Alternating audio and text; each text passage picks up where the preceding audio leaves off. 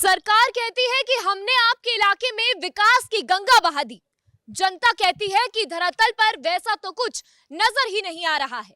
सरकार कहती है कि हमने आपको जी भर के रोजगार दे दिया, बिजली, पानी, सड़क की समस्याओं को ठीक कर दिया है, लेकिन जमीनी हकीकत तो कुछ और ही बयां करती है। जी हाँ, सिस्टम के तमाम दावों के बीच गरीबों की गुहार है, मदद की दरकार है। इसीलिए हम आपके लिए लेकर आए हैं सुनो सरकार। नमस्कार, आपके साथ हूं मैं आरजू दुबे। नोएडा की समस्याएं बहुत ज़्यादा है। अरे गांव के साथ कॉलोनी वाले उन लोगों की तो देखो आप, वो कहाँ जाएंगे। सांसद जी का चक्कर यहाँ पे लगता ही नहीं है, आप उन्हें जानते ही नहीं है। टाइम लगता है। वो भी ढोल नताशों के साथ अपने पैम्पलेट बांटते हैं। उनकी वाइफ आती है, हाथ जोड़कर प्रॉमिस करती है, वो जो प्रॉमिस ही रह जाता है। बुढ़े हो गए, अब तक पेंशन नहीं मिली, बस और कुछ समय से नहीं है। कुत्ते बहुत परेशान करते हैं। कुत्तों की समस्या ज्यादा है, बच्चों को काटना, बड़ों को काटना। कोई यहाँ बिल दे के हम डर जाते हैं। 5-6 हजार बिल आ जाता है एक महीने में। मेरे को तो सबसे ज्यादा उसी की समस्या है, स्ट्रीट डॉग्स बहुत ज्यादा है। एक तो कूड़े की पन्नियां उठा के ले जाएंगे लोगों के घरों से। नोएडा अथॉरिटी इसमें कुछ नहीं कर रही है। हम तो बिल्कुल लिख लिख के थक गए। हम लोग इस वक्त नोएडा के सेक्टर 22 में मौजूद हैं, जहां पर मेरे साथ कुछ आरडब्ल्यूए के लोग भी हैं, आम जनता भी। आप देख सकते हैं कि महिलाएं और आम जनता भी यहां पर मौजूद है। इलाके में आखिर क्या समस्याएं आ रही है, आज इन सभी मुद्दों पर बात होगी। जनता की आवाज सरकार तक पहुंचाने की हम लोग कोशिश करेंगे कि आखिर इलाके में महिलाओं को क्या समस्या आ रही है और इनका जो राशन कार्ड है, ये सारे मुद्दों पर आज हम लोग बात करेंगे। चलिए, लेकिन सबसे पहले चलते हैं आरडब्ल्यूए के पास। सर, मुझे ये बताइए, विकास जो है कहाँ तक पहुँचा है? मैडम देखिए, यहाँ तक डेवलपमेंट की बात है, हाँ। वो तो चलता है। हम लोग पूरे नोएडा को देखते हैं, अपने सेक्टर को देखते हैं, हम अथॉरिटी को अप्रोच करते हैं, काम होते हैं। समस्याएं, यहाँ तक काम के बारे में मेरा मानना यह है कि समस्याएं रोज बनती हैं, फिर उनका सलूशन होता है, फिर समस्या हो जाती है। मान लो उदाहरण के तौर पे सीवर का है, आज ओवरफ्लो हुआ, हमने समस्या, उसको टूट गया, फिर बनवा दिया। नालियां हैं, उनको बनवा दिया, सफाई करा दी, वो फिर भर जाते हैं। फिर सब तरह के काम नोएडा अथॉरिटी से, सरकार की तरफ से होते हैं। ठीक है, मुझे सर ये बताइए, नोएडा अथॉरिटी क्या उस तरीके से आरडब्ल्यूए की बात को सुनती है? सुनती है, पूरा सहयोग करती है, ऐसी बात नहीं है। लेकिन कई बार होता है, कई बार उनके ऊपर प्रेशर भी डालना पड़ता है। एक दो बार में तो नहीं सुनती। तो आपको तो पता है कि नोएडा की समस्याएं बहुत ज़्यादा है, खासकर हॉर्टिकल्चर है, और भी ये लोगों की समस्याएं हैं। राशन कार्ड को लेकर सबसे ज़्यादा समस्या है, पेंशन को लेके है, उस पर कोई सुनवाई नहीं है। कॉलोनी के तो बनाते ही नहीं, वो पता नहीं क्या समस्या है। वो कहते हैं कि गांव के बनाएंगे। अरे गांव के साथ कॉलोनी वाले उन लोगों की भी तो देखो आप, वो कहाँ जाएंगे। मेन जो समस्या है उनके बारे में भी ध्यान देना चाहिए गवर्नमेंट को। महेश शर्मा जी के बारे में क्या कहेंगे, कैसा काम है उनका? बढ़िया काम है महेश शर्मा जी। 5 काम मुझे गिनवा दीजिए उनके। 5 काम जी। हम तो आरडब्ल्यू के थ्रू ही सारे काम होते हैं, नोएडा अथॉरिटी के थ्रू होते हैं बड़े। लेकिन आपके क्षेत्र के सांसद हैं, वो गौतम बुद्ध नगर के सांसद हैं। सांसद है तो उनके नीचे और भी तो लोग हैं काम करने वाले। सांसद ही थोड़ी आएंगे, प्रधानमंत्री थोड़ी आएंगे, और भी लोग हैं। मैं सांसद के काम आपसे 5 पूछे थे, आपने कहा कि काम बहुत अच्छा किया, अच्छे इंसान हैं, तो क्या काम करा उन्होंने? न काम करने के लिए तो उनके पास जाने के लिए हमारे आरडब्ल्यू है, फेडरेशन है, तो डायरेक्ट वो थोड़ी आते हैं। ठीक है, आप बता दीजिए कैसा काम है महेश शर्मा जी का? महेश शर्मा को हम जानते नहीं है, ठीक है। सिर्फ नाम हम जानते हैं कि डॉक्टर कैलाश हॉस्पिटल में तो डॉक्टर है, बस। हमें मतलब ना उनसे कोई फैसिलिटी मिलती ना कुछ मिलता है। मतलब बेसिकली हम कोई नहीं जानता उनको। हम तो बेसिकली हमारे प्रधान जी को जानते हैं, जो हमारी सुविधाएं हमारे को देते हैं। अब वो कभी आते नहीं, दिखते नहीं। अब दिखेंगे जब इलेक्शन की टाइम आएगा, जब उनकी वाइफ आएगी और ढोल बजा के आएंगे, वो उस टाइम दिखते हैं। उसके बाद कभी नहीं दिखते, कभी भी नहीं दिखते। मतलब सांसद जी का चक्कर यहाँ पे लगता ही नहीं है, आप उन्हें जानते ही नहीं है। टाइम लगता है। वो भी ढोल नताशों के साथ अपने पैम्पलेट बांटते हैं। उनकी वाइफ आती है, हाथ जोड़कर प्रॉमिस करती है, वो जो प्रॉमिस ही रह जाता है। ठीक है, लेकिन हमारे को ऐसी कोई दिक्कत नहीं है इस ब्लॉक में, क्योंकि हमारे प्रधान जी के, जो हमारे प्रधान आरडब्ल्यू प्रदीप बोरा जी, उनका बहुत अच्छा सपोर्ट है। चाहे वो दिन हो या रात हो, चाहे कूड़े की समस्या, बिजली की समस्या, हम सब उन्हीं के पास जाते हैं। कूड़े का आपने बहुत गंभीर मुद्दा यहाँ पर उठा दिया है। सर, आपसे जानना चाहूंगी, कूड़े का बहुत गंभीर मुद्दा है। कूड़े की समस्या भी है, लेकिन गाड़ियाँ आती हैं यहाँ पे, और वो घर घर से या थोड़ा मेन रोड से निकलते हैं, तो कूड़ा में हम डाल देते हैं। कभी कोई गाड़ी खराब हो जाती है तो एक अलग चीज़ है, नहीं तो हमारे यहाँ कूड़े की इतनी दिक्कत नहीं है। गाड़ियाँ आती हैं, काम होता है। साफ सफाई माली लगे रहे, ग्रीन बेल्ट में ये लोग करवाते हैं, अपने प्रधान जी जो हैं। सफाई में कोई ऐसी दिक्कत नहीं है। चलिए महिलाओं के पास चलते हैं, क्या दिक्कत है आपको? बहुत दिक्कत है।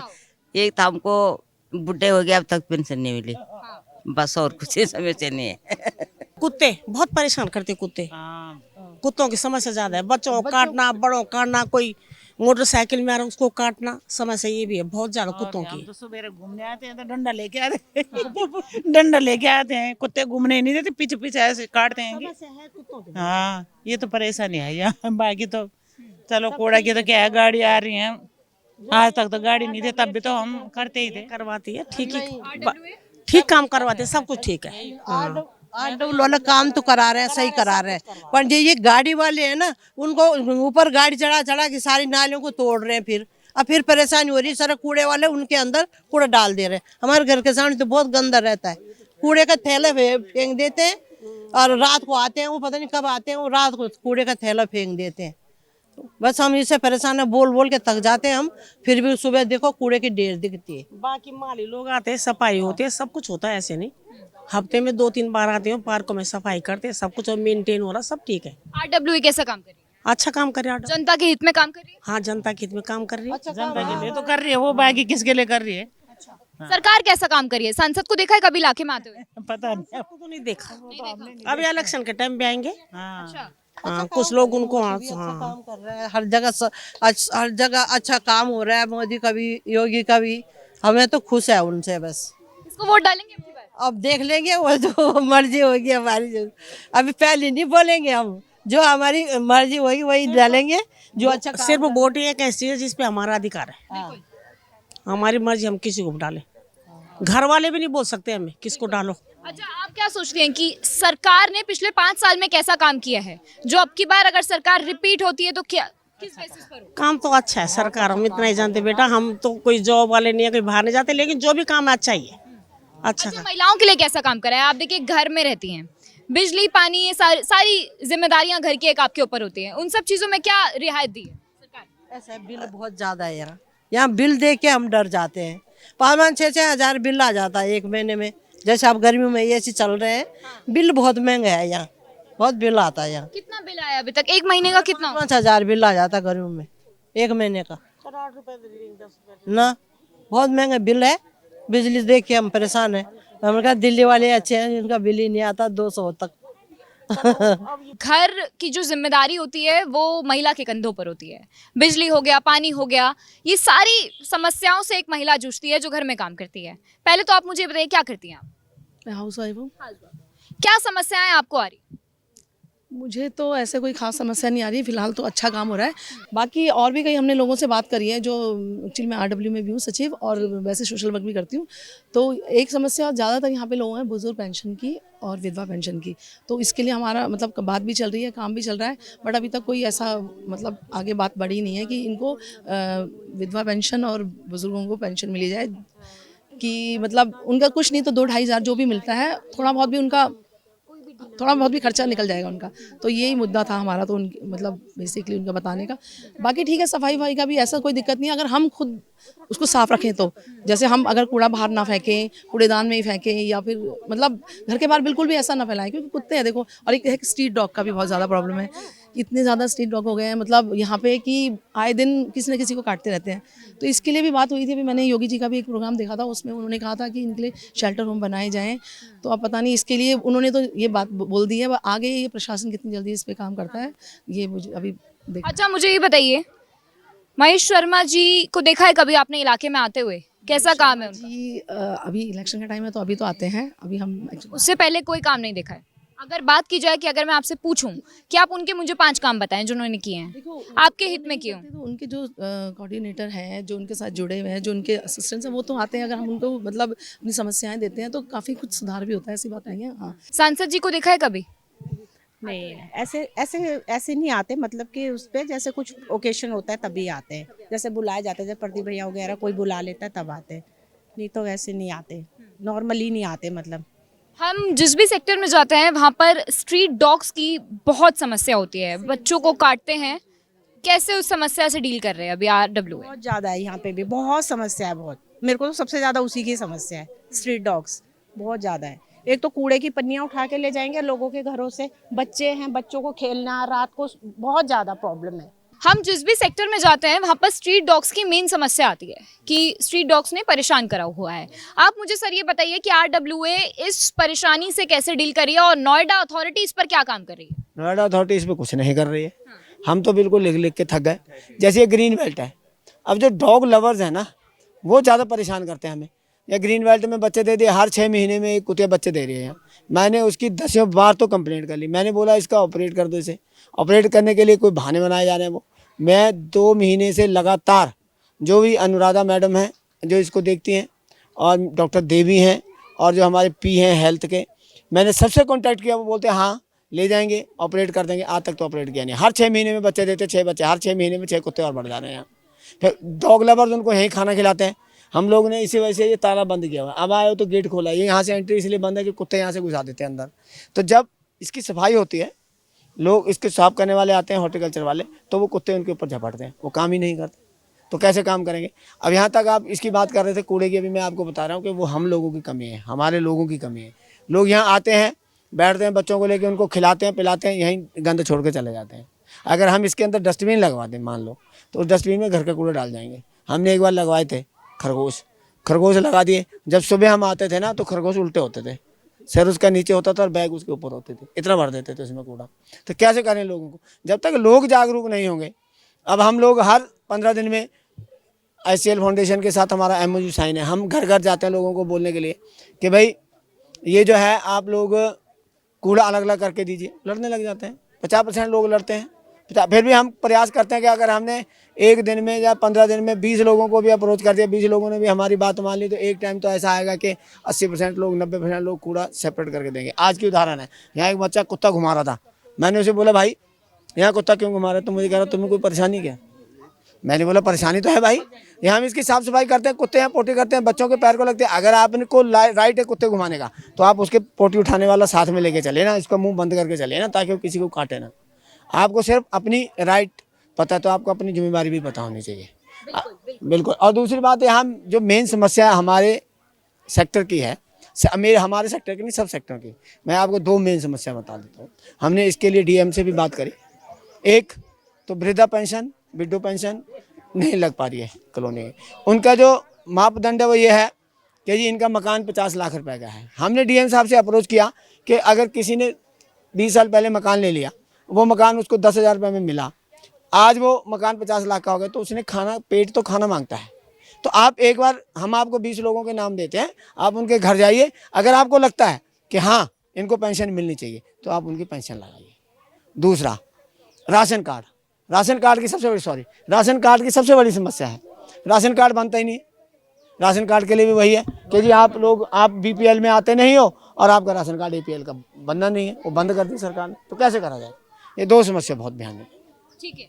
अच्छा मुझे ये बताइए, अब चुनाव आ रहे हैं, क्या लगता है कि अब की बार बीजेपी हैट्रिक लेगी? बिल्कुल एक तरफा जीतेगी जी। क्यों पड़े हो चक्कर में? कोई है ही नहीं सामने। अब कैंडिडेट ही नहीं मिल रहा उनको, तो इलेक्शन तो तब होंगे जब उनको कोई कैंडिडेट मिलेगा। कैंडिडेट ही नहीं मिल रहा। राहुल गांधी है कैंडिडेट? यहाँ की बात कर रहा हूँ मैं, यहाँ के तो। अरे सुनिए, देखिए राहुल गांधी के नाम पे सब हंसने लगे हैं। अब कहाँ आप देखिए, आप देखिए कि यहाँ से पिछले 15 साल से, उससे पहले एक भी MP MLA, एक बार सुरेंद्र नागर जी यहाँ से सांसद जीते थे, उसके बिना कोई यहाँ MP MLA बीजेपी के बिना कोई जीता नहीं आता। समाजवादी पार्टी का इस पूरी बेल्ट में आप देखें, गाजियाबाद, नोएडा, बुलंदशहर, पूरी बेल्ट में एक भी MLA जीता नहीं है, ना जीता है। और अभी भी महेश शर्मा जी जीतेंगे, मोदी जी के नाम पे जीते। रही महेश शर्मा जी की बात, आप पूछ रहे थे उनके काम, 2 काम तो हमारी जानकारी में है उनके, जो बाकी रहा है कि अगर उनके पास कोई जाएगा तो वो उसका काम करेंगे। वो घर घर तो नहीं आ सकते, क्योंकि ये सांसदीय जो क्षेत्र है ये नोएडा का, जो गौतम बुद्ध नगर का बहुत बड़ा क्षेत्र है, हर जगह वो अप्रोच नहीं कर सकते, वो प्रचार करने भी नहीं आ सकते हर जगह। यहाँ पे जैसे उनकी मिसेज आएगी, हो सकता है कई जगह, हो सकता है उनका भाई आएगा, हो सकता है कई जगह पार्टी है। 2 मेन काम मैं आप उनको बता देता हूँ जो उनके, एक तो जेवर एयरपोर्ट, जो एविएशन मिनिस्टर थे वो तब, जेवर एयरपोर्ट अब बन के तैयार होने वाला है। दूसरा एक थर्मल प्लांट लग रहा है जो आने वाले टाइम में, उसमें साल लगे 2 साल लगे 24 आवर्स बिजली रहेगी, बिजली की समस्या बिल्कुल खत्म हो जाएगी। ठीक है। अखिलेश यादव तो है फिर टक्कर में, क्या सोचते हैं, क्या ख्याल है आपका अखिलेश यादव की? मैडम कोई टक्कर में नहीं है, मोदी जी के कोई टक्कर में नहीं है। जितना मर्जी कोई जोर लगा ले, कोई भी पार्टी, मोदी जी के टक्कर में कोई नहीं है। प्रियंका गांधी? अरे मैडम कहाँ, किसका, क्यों गांधी? गांधी कौन सा गांधी? नकली गांधी। ये बात, कल क्या भाषण दिया उसने वहाँ पे?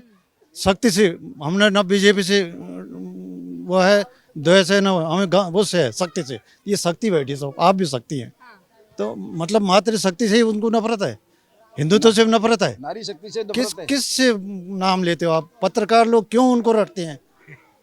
उनको तो शकल ही नहीं देखनी चाहिए, और नकली हैं वो। किसके गांधी, किसका कौन? जनेऊ कोट के ऊपर कभी देखा आपने? जनेऊ कोट के, मैं दत्तात्रेय ब्राह्मण हूँ, यहाँ पे कई जनेऊ वाले हो, किसका दिखाता कोई ऐसा जनेऊ? कोर्ट के ऊपर जनेऊ, कोट के ऊपर जनेऊ कहाँ? कोर्ट के ऊपर जनेऊ किसका होता है मैडम? राहुल गांधी का। तुमको कह रहा हूँ, जनेऊ अंदर होता है। ठीक है। देखिए, हम लोग सेक्टर 22 में इस वक्त मौजूद थे, जहां पर हमारे साथ आरडब्ल्यू के लोग थे, आम जनता थी। सुनो सरकार, क्योंकि फिर आना है आपके द्वार, क्योंकि शुरू हो रही है लोकसभा चुनावों की हुंकार। जी हाँ, जनता की आवाज हमने सरकार तक पहुंचाने की कोशिश की। साथ ही अब चुनाव है। जी हाँ, 19 अप्रैल को चुनाव है, 4 जून को रिजल्ट है। 7 चरणों में चुनाव होने हैं। जनता ने बताया कि आखिर उनका जो रुझान है, उनका जो दिल है, वो किसकी तरफ है। साथ ही इलाके की समस्या क्या क्या है, वो भी उन्होंने बताई है।